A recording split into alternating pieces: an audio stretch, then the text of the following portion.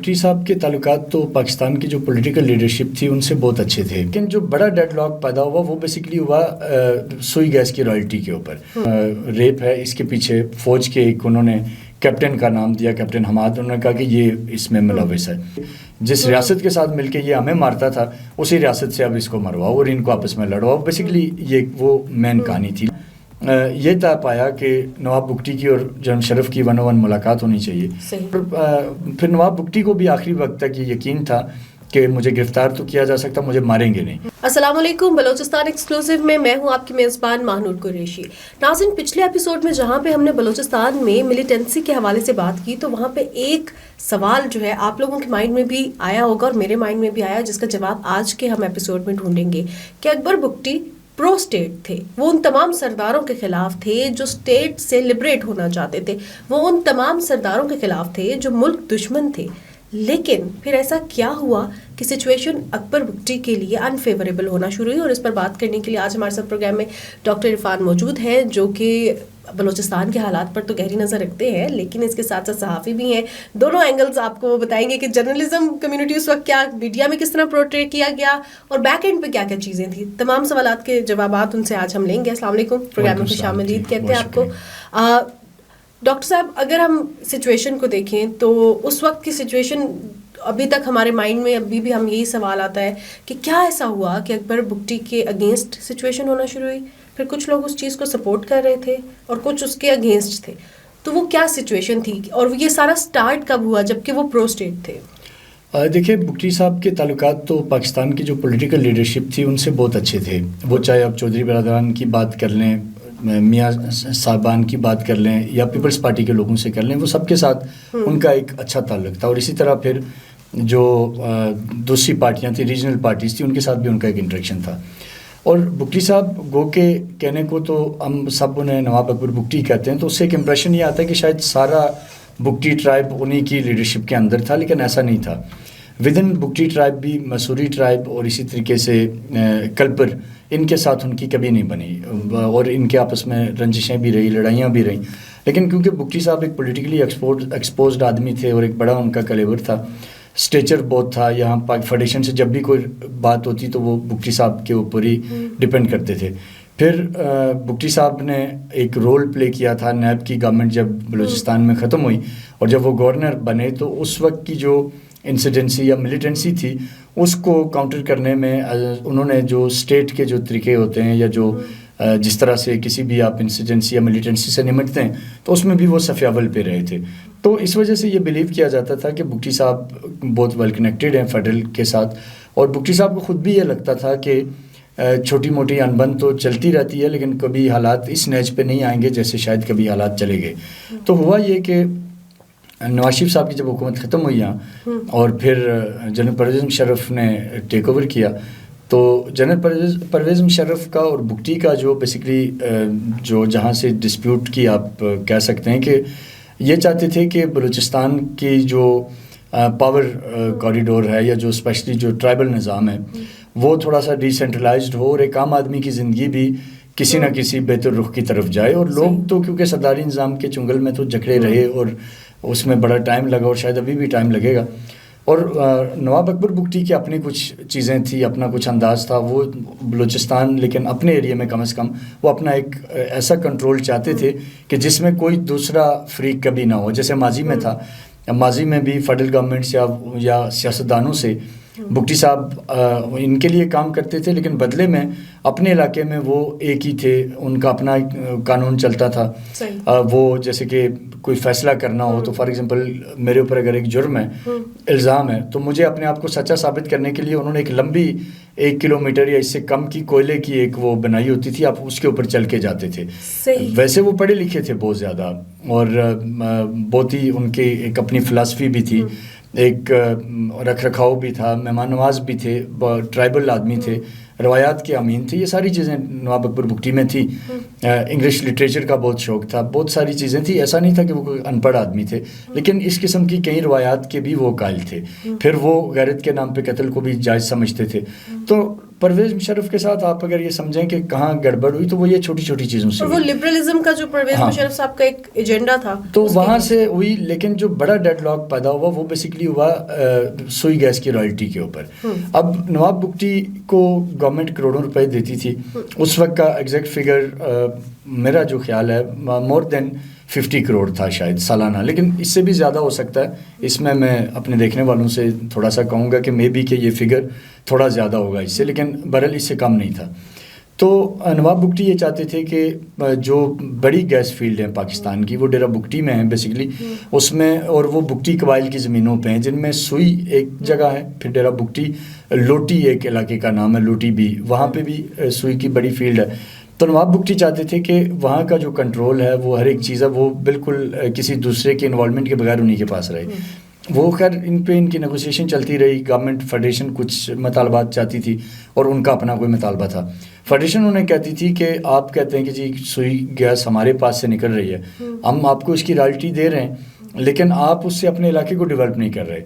آپ کے علاقے میں اسکول نہیں ہے, آپ کے علاقے میں ایون گیس لوگوں تک اس طرح سے نہیں ہے جو ہونی چاہیے, اس کی پائپ لائن نہیں بچھی, اور درجنوں قسم کے چھوٹے چھوٹے ڈسپیوٹ تھے. لیکن بگٹی صاحب بہرحال ان چیزوں کے اوپر تھے. پھر اس میں ایک اور بڑا جو خطرناک موڑ آیا اور بڑی ایک دردناک کہانی بھی آپ کہہ سکتی ہیں کہ جب ڈاکٹر شازیہ کیس ایک ڈیرہ بگٹی میں, اس وقت آپ نے سنا ہوگا کہ 2005 میں یہ ایک بڑا کیس بن کے سامنے آیا, 2004 کے آخر میں یا 5 کے شروع میں. ڈاکٹر شازیہ بیسیکلی سندھ کی تھیں, اور وہ جو PPL ان کا جو سوئی فیلڈ کا جو ہاسپٹل تھا وہاں, اس میں وہ ایک ایز اے ڈاکٹر جاب کر رہی تھی.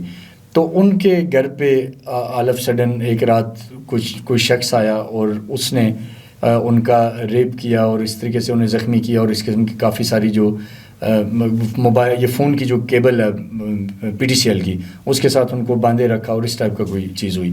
تو اگلے دن ظاہر ہے جب یہ چیز رپورٹ ہوئی تو جو بگٹی ویرینٹ تھا وہ یہ تھا کہ یہ جو ریپ ہے اس کے پیچھے فوج کے ایک انہوں نے کیپٹن کا نام دیا, کیپٹن حماد. انہوں نے کہا کہ یہ اس میں ملوث ہے.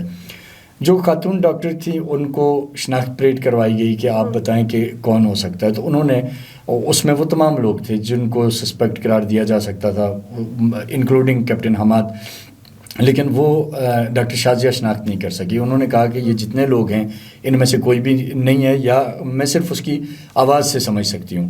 تو بہرحال ایک ٹراما تھا ان کے لیے بہت بڑا. اب اکبر بگٹی نے اس پہ یہ سٹانس لیا کہ کیونکہ میرے علاقے میں یہ واقع ہوا ہے تو میں اپنی جو قبائلی روایات ہیں ان کے مطابق تمام مشکوک لوگوں کو کوئلے سے گزاروں گا, اور جو سچا ہوگا وہ بچ کے نکلے گا اور جو ملزم ہوگا وہ مارا جائے گا. تو اب ظاہر ہے فوج کا یہ اس وقت کا موقف تھا کہ یہ ہمارے جو کیپٹن کے اوپر الزام ہے, اگر تو شناخت پریڈ میں یہ آئیڈینٹیفائی ہوتا ہے تو جو بھی سزا وہ آپ اس کو دیں, لیکن اگر آئیڈینٹیفائی نہیں ہے تو آپ کسی بھی ایک اناؤن مطلب ایسے بندے کو سزا نہ دیں جس پہ جرم ثابت نہیں ہوا. تو اسی طرح اور بھی لوگ تھے جن کے نام تھے. تو بگٹی صاحب بہرحال ایک تو اس چیز کے اوپر بازد تھے. خیر بعد میں ڈاکٹر شازیہ چلی گئیں, پہلے تو وہ کراچی چلی گئیں, پھر لیٹر آن وہ باہر چلی گئیں.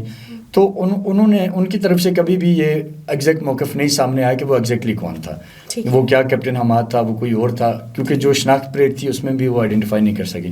تو یہاں سے پھر یہ ہوا کہ بگٹی صاحب کا جو تنازع بیسیکلی پہلا تنازع تو تھا رائلٹی کے لے کے, پھر انتظامی چیزوں کو لے کے قدرے قدرے وہ پھر اس حد پہ آ گیا. اور بگٹی صاحب نے یہ کہا کہ کیونکہ ایک خاتون ہماری مہمان تھی اور اس کے ساتھ یہاں یہ ہوا تو ہم اس کو کبھی بھی ایکسیپٹ نہیں کریں گے. اور اس کے ریئیکشن میں بگٹی ٹرائب نے, وہاں کے لوگوں نے, انہوں نے فائرنگ کی جو وہاں کا جو ہاسپٹل تھا بیسیکلی اور PPL کی جو بلڈنگ تھی, راکٹ فائر کی اور کافی سارا اس کو ڈیمیج کیا. دوسری طرف یہ ہوا کہ جو خیر بخش مری جو جن کا میں نے آپ کو بتایا کہ افغانستان سے اپنے مرغے اور سب C-130 میں لے کے آئے تھے, وہ کولو کے علاقے میں آباد تھے. اور خیر بخش اور نواب بگٹی کی کبھی نہیں بنی آپس میں. نواب بگٹی جیسے پچھلی ایپیسوڈ میں ہم نے بات کی کہ اس آپریشن میں گورنر تھے جو ان کے خلاف ہوا تھا, تو انہوں نے بگٹی صاحب سے بیسیکلی ایک بدلہ لینا تھا. اور وہ ہمیشہ سے بگٹی صاحب کو اسٹیٹ مین کہتے تھے, ریاست کا آدمی کہتے تھے, اور فوج کے ساتھ ہونے کا تانا دیتے تھے, تنقید کرتے تھے. انہوں نے دیکھا کہ جب یہ ایک مس انڈرسٹینڈنگ اور چھوٹی چھوٹی چیزیں, اور of course doctor Shazia case چھوٹا نہیں تھا یا باقی چیزیں, انہوں نے اس کا فائدہ اٹھایا اور انہوں نے اپنے بیٹے بالاج کو نواب بگٹی کے پاس بھیجا. یہ بڑا امپورٹنٹ پوائنٹ ہے سمجھنے کے لیے کہ کہاں گڈ بگٹی بیڈ بگٹی بن گیا اور کہاں پھر بگٹی کے لیے وہ اسٹیٹ جس کے لیے بگٹی آپریشن کرواتے تھے وہ خود اس آپریشن کے خود شکار بھی ہو گئے اور خود اسی کے خلاف بندوق بھی اٹھا لی. یہ بیسیکلی جو اس کے اندر اصل فیکٹر تھا وہ خیر بخش مری فیکٹر تھا. خیر بخش کے بیٹے بالاج آئے, انہوں نے آ کے نواب بگٹی کو کہا کہ ہم آپ کو ہر طرح کی سپورٹ دیں گے, آپ گھٹنے نہ ٹیکیں, ہم آپ کے ساتھ ہوں گے اور آپ ان کے خلاف ہر طرح سے کھڑے رہیں اور فوج کے خلاف آپ ماز سنبھال لیں, اور یہ جو آپ نے کچھ گیس پائپ لائن جو تھی ان کو اڑانے کے احکامات دے دیے, جو دیگر گورنمنٹ انسٹالیشنز تھی ان کو اڑانا شروع کر دیا. یعنی 1 سال یا 6 ماہ کے عرصے کے اندر ایک آپ یہ کہہ سکتے ہیں کہ سینکڑوں ایسے واقعات رپورٹ ہوئے ڈیرہ بگٹی اور گرد و نواح میں جہاں سرکاری تنصیبات کو نشانہ بنایا جاتا رہا, فوجی چوکیوں پہ حملے ہوئے, لیویز پہ ہوئے, اور سویلینس کے اوپر جو ان کی بات نہیں مانتا تھا ان کو مارا جاتا تھا. تو ایک کمپلیٹلی لا لیسنس کریٹ کر دی گئی تھی وہاں. صحیح. اور خیر بخش مری کا تو ہسٹری بھی یہی تھی, تو بگٹی صاحب نے پھر اس وجہ سے ٹرسٹ بھی کیا کہ اب یہ میرے ساتھ ہوگا, اور پھر انہوں نے انہیں آفر کیا کہ آپ ڈیرہ بگٹی میں محفوظ نہیں, آپ یہاں سے نکلے اور ہمارے علاقے میں آ جائیں تو ہم وہاں آپ کو پروٹیکشن بھی دیں گے, سپورٹ بھی دیں گے. خیر بخش کے بیٹے اور پھر جو اکبر بگٹی کا پوتا برہم داغ بگٹی اور بالاج مری نے بیسیکلی اس میں دونوں کو لنک کرنے میں بڑا کردار ادا کیا, اور دونوں نے مل کے کنونس کیا نواب بگٹی کو کہ آپ آئیں اور ہم آپ کو آل آؤٹ سپورٹ کریں گے. لیکن الٹیمیٹلی وہ ایک ٹریپ تھا بگٹی کے لیے, کیونکہ خیر بخش اپنا بدلہ لینا چاہتے تھے اور اس کے لیے ان کو تھا کہ جس ریاست کے ساتھ مل کے یہ ہمیں مارتا تھا اسی ریاست سے اب اس کو مرواؤ اور ان کو آپس میں لڑواؤ. بیسیکلی یہ وہ مین کہانی تھی. لیکن بگٹی صاحب کو کیا لگتا تھا؟ بگٹی صاحب کو یہ لگتا تھا کہ ایک طرف تو یہ بلوچستان کے خیر بخش میرے ساتھ آ رہے ہیں, لیکن باقی چھوٹے بڑے ملا کے لگ بھگ وہ کچھ 75 کے قریب بلوچستان میں بیسیکلی جو سرداری نظام ہے اس کی کچھ لیئرز ہیں. اس میں جو چھوٹا سردار ہوتا ہے محلے کی سطح کا اس کو بیسیکلی ٹکری کہتے ہیں, میر ہوتا ہے, پھر ٹکری ہوتا ہے, پھر وہ اس طرح سے ایک سلسلہ چلتا ہے. نواب اور سردار کا آخری الٹیمیٹ لیول ہوتا ہے. تو یہ کوئی 75 کے قریب چھوٹے موٹے لوگ تھے, ان میں سے خیر بخش مری ان کے ساتھ تھے, اور عطا اللہ مینگل بھی کہیں نہ کہیں آپ کہہ لیں کہ تقریروں کی حد تک وہ بھی ان کا ساتھ دے رہے تھے. تو انہیں بلا لیا گیا, انہوں نے انہیں کہا کہ جی آپ ادھر آ جائیں. ایسے میں چودھری جو شجاعت تھے اس وقت یہ قافلے کے سربراہ تھے اور مشرف کے ساتھ ان کے ذاتی تعلقات بھی تھے. انہوں نے جب دیکھا کہ تناؤ بڑھ رہا ہے اور بگٹی جو ہے وہ اب بالکل پہاڑوں پہ جانے لگا ہے, تو اس وقت پھر چودھری شجاعت نے ان سے رابطہ کیا نواب بگٹی سے, اور انہوں نے کہا کہ ہم آپ کے پاس آنا چاہتے ہیں. تو بہرحال یہ چلے گئے, ان کی جا کے وہاں نیگوسیشن ہوئی بڑی لمبی چوڑی نواب بگٹی کے ساتھ. نواب بگٹی نے چند شرائط رکھی, انہوں نے کہا جی کہ ڈاکٹر شازیہ کیس تو چلیں اب جدھر گیا اور بہت سی ڈیولپمنٹس ہو گئی تھیں, حملے ہو گئے تھے براہ راست ایک دوسرے کے اوپر, لوگ مارے جا چکے تھے, فوج کا نقصان ہو گیا تھا, بگٹی کا لوگ مارے جا چکے تھے. تو انہوں نے کہا کہ میرے ارد گرد جو ناکہ بندی ہو چکی ہے اس کو ہٹایا جائے, اور چند اور شرائط رکھی, اور پھر یہ طے پایا کہ میں اسلام آباد آؤں گا اور میں جنرل مشرف سے 1-on-1 بات کروں گا. تو اب اس معاملے میں کئی ڈیولپمنٹس ہونے لگی تھیں, لیکن پھر خیر بخش مری اور ان کے لوگوں نے اس کے اندر پھر ایک ایسا رول پلے کیا کہ انہوں نے پھر کچھ فورسز پہ حملے, کچھ اور اس قسم کی کاروائیاں کروائی کہ جس سے وہ جو ٹرسٹ فیکٹر بلڈ ہو رہا تھا, اور وہ نام آگے جا رہا تھا بگٹی صاحب, آگے بگٹی صاحب کا تھا.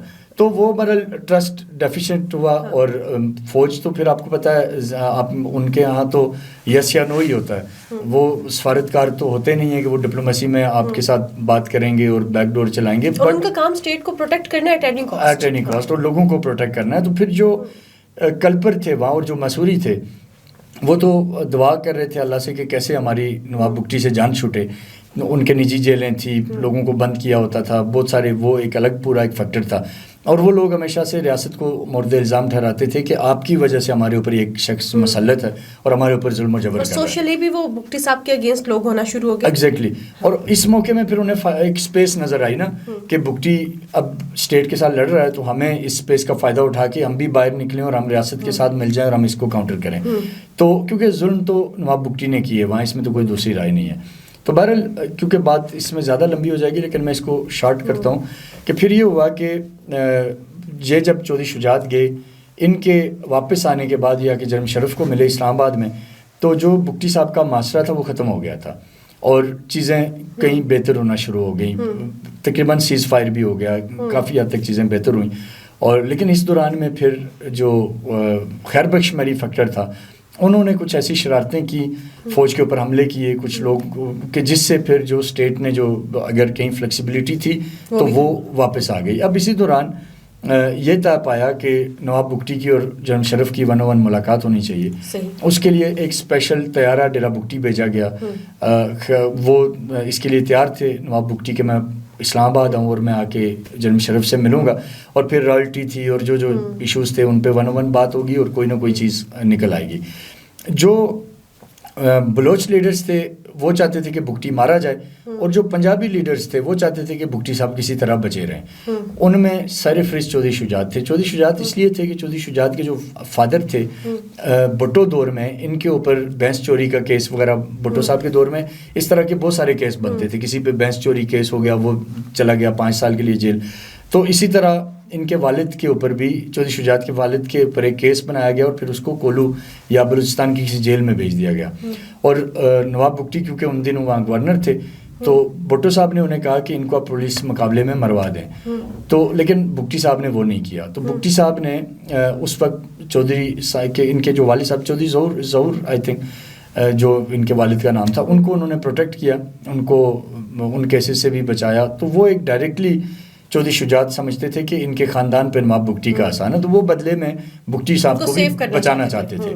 تو وہ مشرف صاحب کو کنونس کرتے رہے کہ آپ ایکسٹریم سٹیپ پہ نہ جائیں, اور ادھر سے وہ بگٹی صاحب سے بھی رابطے میں رہے, ان کو بھی بلاتے رہے, کوششیں کرتے رہے کہ جتنی ہو سکے, خود گئے بھی وہاں جا کے مذاکرات بھی کروائے. لیکن کیونکہ بلوچ جو خیر بخش مری تھے وہ چاہتے تھے کہ بگٹی صاحب کا کام تمام کروانے میں ہی ہماری اپنی جو بقا ہے وہ اسی میں ہے, کیونکہ اگر آج یہ اسٹیٹ کے ساتھ سیٹل ہو گیا تو کل پھر وقت آئے گا تو یہ تو ہمیں نہیں چھوڑے گا. تو اس وجہ سے انہوں نے ان کو لڑانا ہی تھا. بہرحال الٹیمیٹلی وہ جو جہاز چلا گیا یہاں سے ڈیرہ بگٹی ان کو لینے, تو یہ چیز بھی وہ نہیں چاہتے تھے. تو وہاں بھی انہوں نے بگٹی صاحب کو کہا کہ جی آپ نہ آئیں. کچھ لوگ اسلام آباد میں بھی تھے جنہوں نے شاید جنرل مشرف کو کہا کہ کیا ضرورت ہے ان کو آن بورڈ لینے کی. تو وہ طیارہ وہاں کچھ دیر کھڑا رہا. بعد میں برحال جو سرکاری ذرائع سے پتہ چلا کہ اس میں کوئی ٹیکنیکل خرابی آ گئی ہے شاید, اور لہٰذا وہ طیارہ بگٹی صاحب کو لے کے واپس نہیں آ سکتا, اور وہ کتنے دن کھڑا رہا یا واپس آ گیا اس بارے میں کوئی ایگزیکٹ معلومات نہیں ہے. پھر فائنلی بگٹی صاحب نے پہاڑوں کا رخ کر دیا. انہوں نے جب دیکھا کہ شاید انہیں یہ لگا کہ اگر اس طیارے پہ میں نہیں جا رہا تو اٹ مینس کہ میرے لیے راستے بند ہو گئے اور شاید چودھری شجاعت کچھ نہیں کر پا رہے یا کچھ اور نہیں ہو رہا, تو انہوں نے پھر بالاچ مری اور خیر بخش کے کہنے پہ وہ کولو کے پہاڑوں میں چلے گئے. اور پھر وہاں بھی بتایا جاتا ہے کہ کچھ کوششیں ہوئیں کہ مذاکرات ہوں, لیکن الٹیمیٹلی وہ برحال کسی سمت پہ نہیں پہنچ سکے. بگٹی صاحب سیٹلائٹ یوز کرتے تھے فون کمیونیکیشن کے لیے, لیکن سیکیورٹی ذرائع نے ان کی برحال ٹھکانے کا پتہ لگا لیا تھا. اور یہ جس دن ان کا یہ واقعہ ہوا یہ اگست تھا, اگست 2006 تھا, اور آئی تھنک 25 اگست کی رات تھی یا 26 کی صبح تھی, جب اس غار میں جہاں نواب اکبر بگٹی ٹھہرے ہوئے تھے. اور ان کا ایک اور کمال یہ تھا کہ وہ ہڈیوں سے انالیسس لیتے تھے جیوگرافی کا کہ فوج کس علاقے میں ہے, اور وہ ایک ان کی اپنی ایک سائنس تھی پوری, اور جس کو انٹرنیشنل میڈیا بھی بلیو کرتا تھا, رپورٹ کرتا تھا. اس دوران جب وہ پہاڑوں پہ رہے تو پاکستان کے بہت سارے صحافیوں کے علاوہ انٹرنیشنل میڈیا بھی ان سے انٹریکٹ کرتا رہا. لیکن آخری جو 6-7 دن یا 10 دن تھے جب وہ ڈیرہ بگٹی سے نکل گئے, تو اس کے بعد کوئی بہت زیادہ ایسی رپورٹس نہیں تھی کہ وہ کہاں ہیں اور ان کا موقف کیا, وہ کیا کر رہے ہیں, یا جو نیگوسیشن ہے وہ کہاں پہنچی ہے. تو لیکن بہرحال اس علاقے میں, اس غار میں جہاں وہ تھے, جب فوج پہنچی تو جو اویلیبل انفارمیشن ہے ابھی تک کی, اس میں یہ ہوا کہ جو خیر بخش مری کا گروپ کیونکہ اس تاڑ میں بیٹھا تھا کہ ہم نے کسی بھی طرح ان کو لڑانا آپس میں, تو ان کی طرف سے اس غار کے اوپر راکٹ داغا گیا. تو فوج ابھی کیونکہ باہر تھی اور 4 یا 5 اس میں سینئر آفیسرز تھے, اور جو سرکاری ذرائع اس وقت یہ دعویٰ کر رہے تھے کہ یہ بھی ایک نیگوسیشن پروسیس کے لیے ہی بیسیکلی وہاں گئے تھے, اور نہ ان کی طرف سے یہ تھا کہ ہم نے ان کو مارنا, اور نہ ان کی طرف سے تھا. کوئی بیچ میں ابھی بات چیت کا کہیں نہ کہیں کوئی ایلیمنٹ باقی تھا.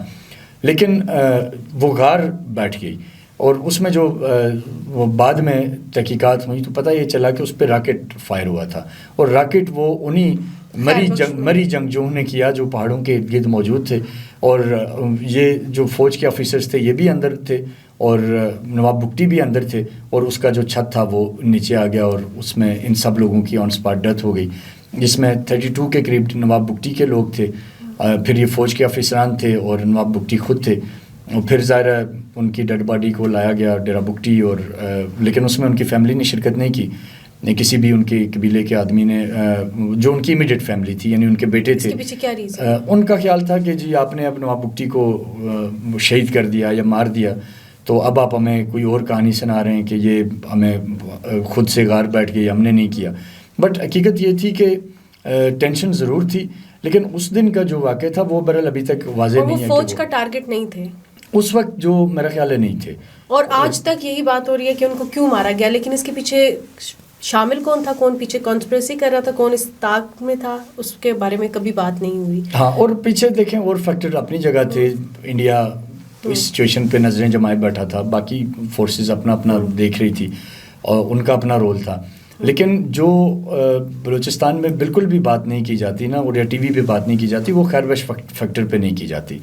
میرا یہ بلیو ہے، اور جتنا میں بلوچستان کے لوگوں سے ملا ہوں، بے شمار لوگوں سے ملا ہوں جن کے میں نام بھی ضرورت پڑے کوٹ کر سکتا ہوں، وہ سب کے سب یہ بلیو کرتے ہیں کہ نواب بگٹی کا جو اس دن وہ مارے گئے وہ خیر بخش مری کی وجہ سے مارے گئے، اور یا تو خیر بخش مری کے لوگوں نے باہر سے راکٹ فائر کیا، یا بگٹی اسکواڈ کے اندر کوئی ایسا آدمی تھا کہ جب فوج کے آفیسران اندر آئے تو اس نے اندر سے ہی کوئی نہ کوئی یا تو فائر کھول دیا، یا کوئی ایسی دھماکہ خیز مواد تھا یا کچھ تھا جس نے اس حادثے کا جو باعث بنا. لیکن اس چیز کی کوئی تصدیق ابھی تک نہیں ہے کہ وہ ڈائریکٹلی کوئی ہٹ کر کے نواب بگٹی کو ٹارگٹ کرنا مقصود تھا. ایسا کوئی ایویڈنس نہیں ہے، کیونکہ اگر ایسا ہوتا تو اس کے درجنوں مثالیں تھیں. بگٹی صاحب کو گرفتار کیا جا سکتا تھا اس سے پہلے، پولیٹیکل لوگ جب وہاں جا سکتے تھے. چودھری شجاعت جب جا کے ڈیرہ بگٹی ان کو مل کے آئے تو کیا وہ اسٹیٹ کی پہنچ سے باہر تھے؟